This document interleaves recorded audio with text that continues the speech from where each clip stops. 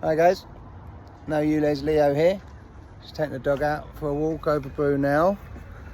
Thought I'd put a few words down for you, so you know a little bit more about me. Come here, Lola. Come here, Lola. So my name is Leo 4. Right? It's spelled P-H-A-U-R-E. Okay. It's French if you go far back enough, and it's gone all the way around the world and back to old Blighty. So I am Uxbridge born and bred and breeding. I went to schools in the local area, primary school, secondary school in Ickenham. I went to Brunel University. I'm a graduate of Brunel University. So I've gone from Barrow Boy, Uxbridge Barrow Boy in the pavilions, to Brunel graduate. I have been a business analyst for the last 20 years, delivering projects on time, on budget. That's what I do. My job, my day job. I can get projects done and delivered. And it may have been the Ulez expansion that got me activated. But there's a lot more to me than just Ulez. I've lived in this borough for 46 years. You know, I've got 4 kids in local schools. My wife's a teacher in a local primary school. I'm not going anywhere. You know, my kids are making their life here. So if I'm fighting for anyone's services and amenities, I'm fighting for mine. I'm fighting for yours. We use the same ones. You know, that hospital, we use the hospital. The schools, we use the schools. The housing, we want our kids to have affordable housing. You know. I'm fighting for the services that you use yourself, because I've been here for, like I say, 46 years. I'm not going anywhere. So yeah, it's a graduation day here at Brunel today. Have a look over here, look, see the old graduates all lining up. It was over 20 years ago. Over 20 years ago when I had this day for mine. So 2002, I think I graduated. Maths and computer science. Anyways, so I want to just give you a bit more about my manifesto. So my manifesto, it kind of centralizes around community support for our most vulnerable residents. I'm a software developer, right? That's the industry I work in. So using software and applications, I intend to roll out a borough-wide support network where our most vulnerable residents, and you know, all elderly and families in need, they can all be recipients, logged as recipients on our app. I kind of visualize it as a kind of trust the neighbour rather than trust the trader. You know, trust the neighbour. So guys can put out a call, put out a job, say, look, I need my light bulb changing. You know, some people can't deal with that. There's some vulnerable elderly residents who can't deal with that. And let's go this way. Sorry, bit of traffic. So there's some vulnerable residents who when those kind of issues come up, they need to get a call out in. You've got to pay £50 for a call out. Then you've got to pay more money to get the job done, and you don't know who's doing it. And these are jobs that I do for my neighbours all the time, and they help me out as well. I'm sure lots of us do that, right? We can do that across the borough. We don't have to just help our immediate neighbours, right? So you log a job and you might pick it up. Mavis around the corner, you know, she's got a fence panel that needs a bit of creosote. Oh, I've got half a tin left over. I can do that on the way home from work tomorrow. I'll pick that up. And you just pick up a job. A bit like an Uber app, you know, pick up a job, I'll pick that up, no worries. You know, of course we'll do it. We'll cover all the safety aspects, and we'll make sure people are CRB checked and such like. So, you know, health and safety is paramount. So, you know, certain people will be registered to be able to do certain jobs. You know, not everyone's going to be able to go up a ladder, for example. You know, so certain people can pick up certain jobs and just help out our community. And what this will do in turn is this will take some of the pressure off our social services, because you know we'll be giving the people that kind of support. So that's kind of where my manifesto centralises, around that really community support. And we can get voluntary services involved, volunteers across the borough, you know, even our kids, get them helping out, really promoting selflessness and service as, you know, key quality attributes that should be rewarded. You know, and I'm hoping to, you know, reintroduce some youth clubs across the borough. But you know, make them worthwhile going. Get some gaming rooms, you know, have some musicians down there with drums and guitar. Give these kids who don't get access to these kinds of facilities because they're not at a private school, give these kids access to that. You know, get a bit of social club competitions, some footy competitions, that kind of thing. You know, really make it worthwhile, somewhere where the kids want to go, and they can be rewarded with you know, tokens or vouchers or whatever for the gaming room or whatever, by helping out the community. You know, like I say, promoting selflessness and service as key attributes. This is what we should be doing. So yeah, that's where my manifesto centralises. But you know, there's more to it than that. Obviously, look, like I say, I'm a local guy. Danny Beale's saying about this hospital. We've been waiting 28 years for that hospital. 28 years, right? I can remember going into that hospital, you know, nigh on 25 years ago or more, when my dad wasn't well, and seeing the model in the foyer. I'm sure of it. I saw the model in the foyer. It looked great, looked fantastic. 28 years though. You know, we've had Labour governments in that time. We've had Tory governments in that time, basically half and half.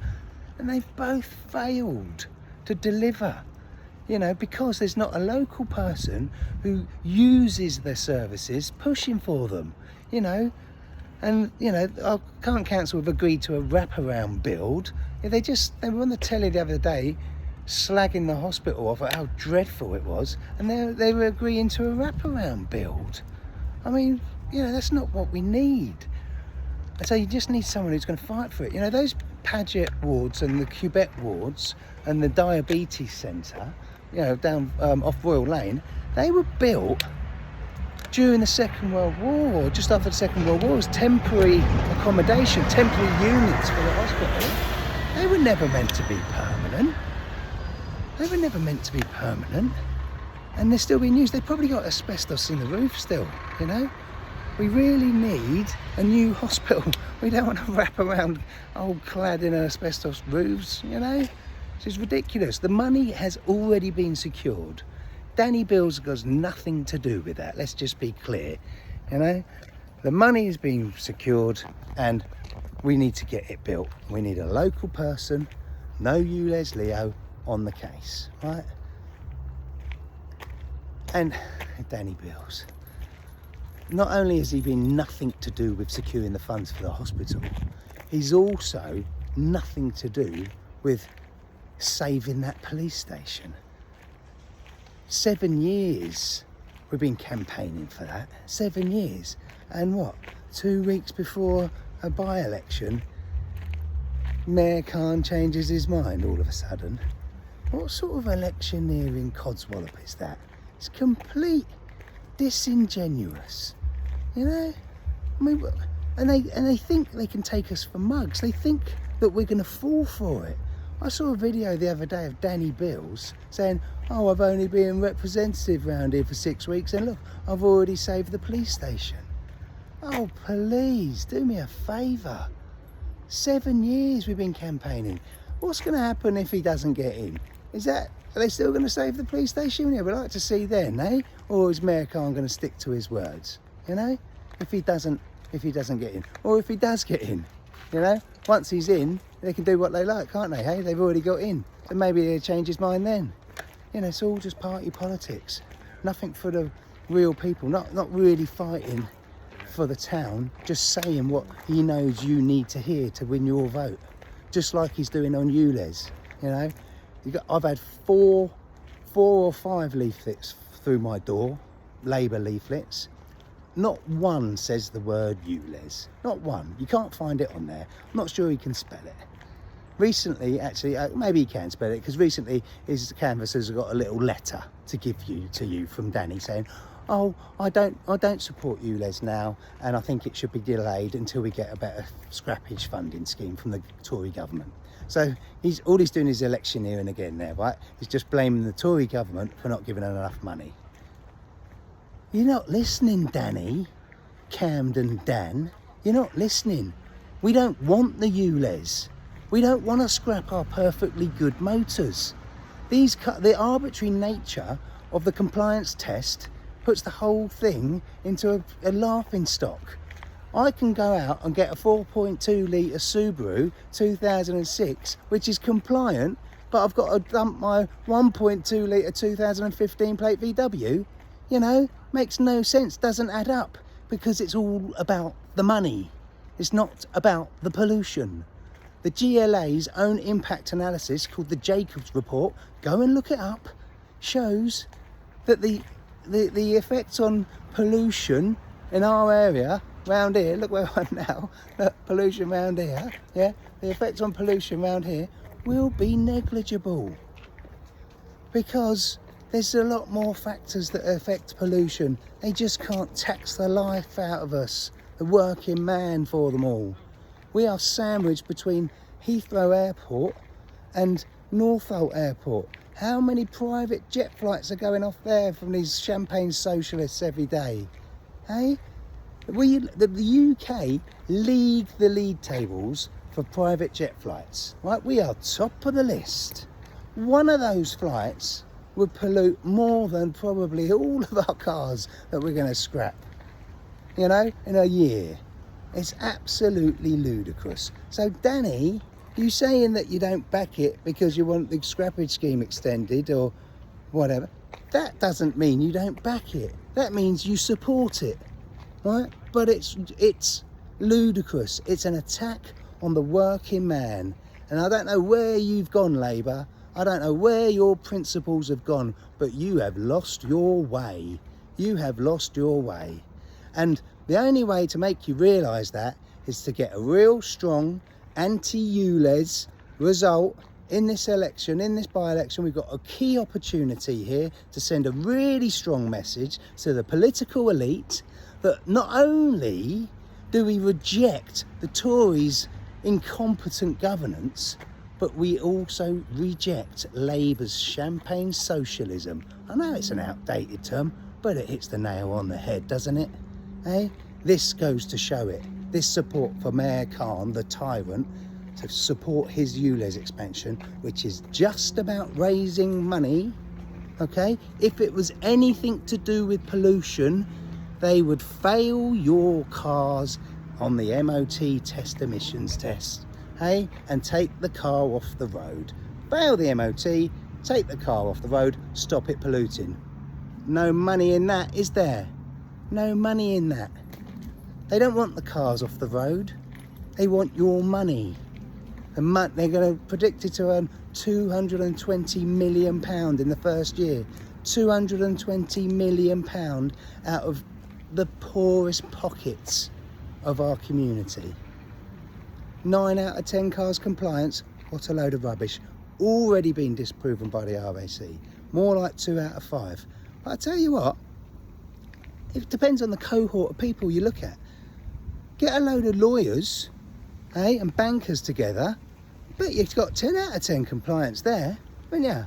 But get a load of community support workers or nurses together, what sort of compliance level you got there? Probably 2 out of 10. So the people you're hitting are the ones who can't afford to be hit with a £250 bill just to go to work. £250. £350 if you use your car 7 days a week, right? £4,500 a year. And if you're unlucky enough like me to have 2 non-compliant cars in the household, my wife's a primary school teacher, she can't get on the bus and the train with all the boxes that she has every morning. Okay, we got 4 kids. They do different hobbies around the place. My daughter dances and my son's playing football. My eldest son goes to football in Northolt on a Tuesday and a Thursday. Do you think I'm going to put him on the train to Northolt by himself on a Tuesday and a Thursday night? You must be mad. He was mugged for his phone at knife point not long ago, Sadiq Khan. So you think I'm going to get out of my car and put him on the tube by himself? I can't go with him. I've got, like I said, we've got 4 kids. We run around for them. We're like taxi drivers, you know? And you thinking I'm going to risk his life going to Norfolk twice a week? You must be off your trolley, pal. And you are. And you know you are. Just look at the details of this scheme. The sooner you're out, the better. You've lost your way. You've forgotten how to serve, Mr. Khan. You've forgotten how to serve.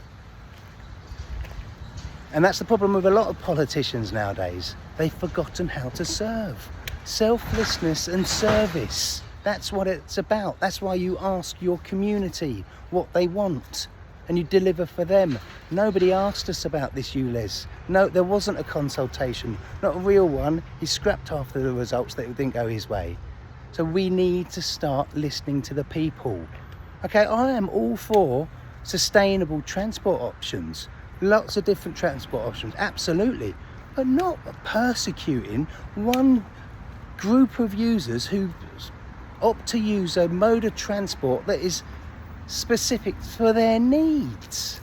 I mean, I've spoken to people with multiple children, a couple of them with special disability needs, who cannot use public transport. I've spoken to a lady who lives on the edge of the current zone.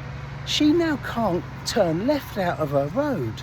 She has to turn right because she can't afford to turn left. She's been cut off from her doctors, from her hospital. It's crazy. And these kids of hers and this car of hers, it's a trusty wagon. You know, she's not, her kids aren't disabled enough to get blue badges, so she's not eligible for any scheme. And even if she were, £2,000 doesn't get you anything. If you need a large car for multiple occupancy, 7-seater, room enough for maybe a wheelchair or a pushchair, you're looking at 17 grand, the median price for a compliant car. What's 2 grand going to do? We're in a cost of living crisis. People don't have this money. People don't have 15 grand rolling around easy just to get a new car whenever they want. You know? This is what you're forcing upon us. This is what we're standing up against. We're standing up against this tyranny because it's not democratic. You didn't have a proper consultation.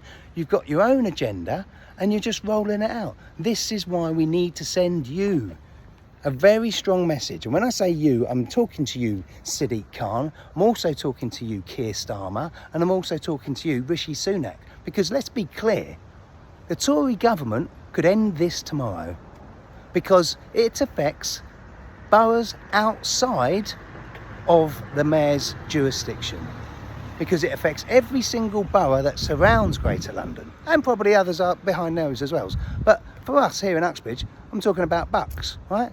Ivor, Slough, Langley, Denham, all the people who come into our borough on a daily basis from Bucks are impacted.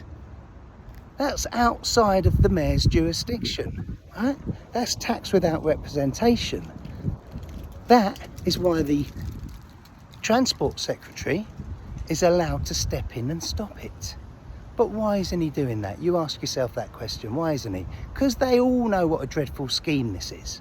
And they know that this scheme will cost Labour votes because Keir Starmer is still backing it.